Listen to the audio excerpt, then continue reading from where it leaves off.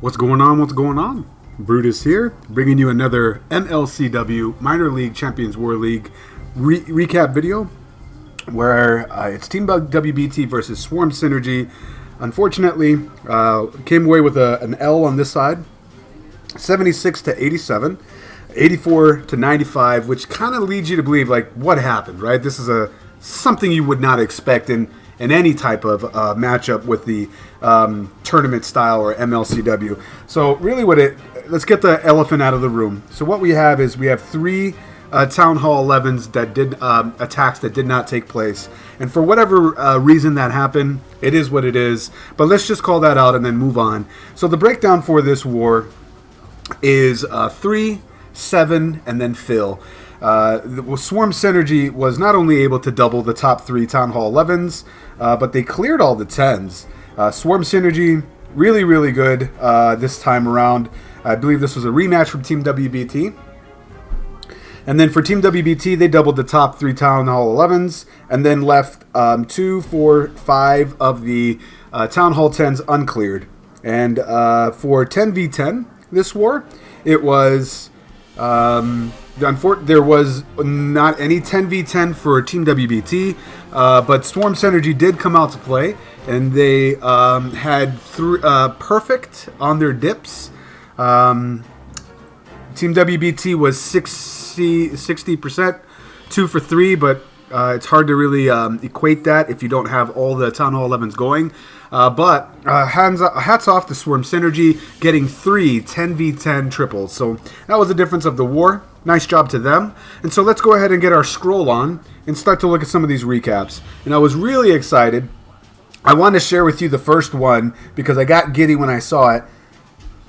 Abe Ortiz, Mr. I'm Go Hog Everything, doing a shattered hobo. I mean, he's sipping that Kool-Aid, you know. He's starting those loons, and then this is a pretty good anti-Lalo base, so he recognizes something on this and sees the power of not having that giant bomb doing 1.5 damage to hogs. Takes advantage of that and times his golems quite nicely here. The reason why I was also excited as we see this shattered hobo here is he had a beer run this war as well. You know, this is one of 2 fresh hits that he did. I saw this one and I saw that it was hogs and then knew immediately I needed to put it on. Really nice entry here. As you see that he basically just creates a nice little alley from this archer tower and air defense all the way down this way. I mean, just a nice little alley. Still has the BK ability in hand, Queen ability in hand, which is going to end up, spoiler alert, bagging that thing. And look at all these hogs coming in. He's got more hogs up at the end of this raid than Heyday. I mean, for those of you that are not familiar, you guys might remember Hold My Beer that used to be on One Hive before he left the game. And I remember Jake from One Hive Raids would say, I can't do that. Look how many hogs he has left up at the end. But granted, this is when the giant bomb did not have that debuff added. But he has so much hogs up at the end. You know, and that's what Abe Ortiz reminds me of. So a really sexy hog attack here. Congratulations on the beer run, Abe Ortiz. I believe he was the only one on Team WBT's side that was able to have a beer run. Although there were a few triples to go around at that Town Hall 9 game to boot. Nice job. We'll go to ×2. Nothing but cleanup. Got a nice split at the end with those hoggies. And obviously no Larrys around because more than likely that was being set to air. Got to stop those air miners as much as possible. Let's back out of here. And let's take a look at number 24 next. We have Nomad doing a fresh hit.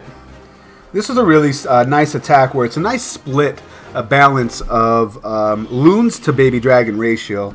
So a shattered entry here with just a couple of wizards to funnel and then bowlers to make sure you get in there. And he's aiming for all of the 4 air defenses all on one side, really begging for this type of an attack. The only true threat that he's going to have towards the end of the raid is the queen offset over here. And you'll see how he handles that. Spoiler alert.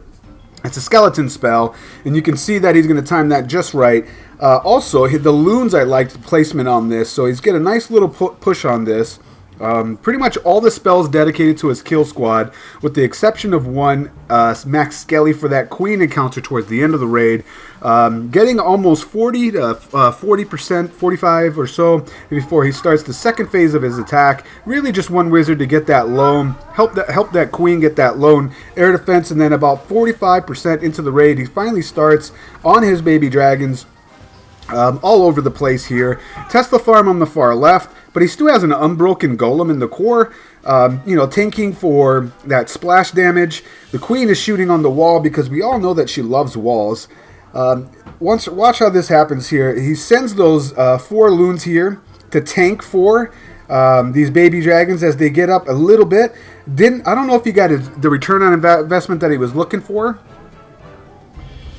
But the queen is down, and that bomb tower helped take away any cleanup troops that would have remained from that Larry spell. But he has so many baby dragons up in the air at the end of this raid that he basically overwhelms and swarms, but the remaining defenses on this base. Nice job, Nomad. Really sexy attack, man, and bags a queen ability. To be back out of here, the last raid I have for you guys, we'll go down to 25, is Stinger Mike 2.0. And this is a army. This is a perfect army composition for a base like this. It's a halfway decent base for try to take away the air attack. But look at the ring right here. So for the investment of just 2 wizards to get that funnel and a baby dragon, which is a deadly combination whenever you're doing a suicide royal. Baby dragon coming in there is just gangster. I love bringing that thing. As soon as the queen's done, he brings a loon or 2.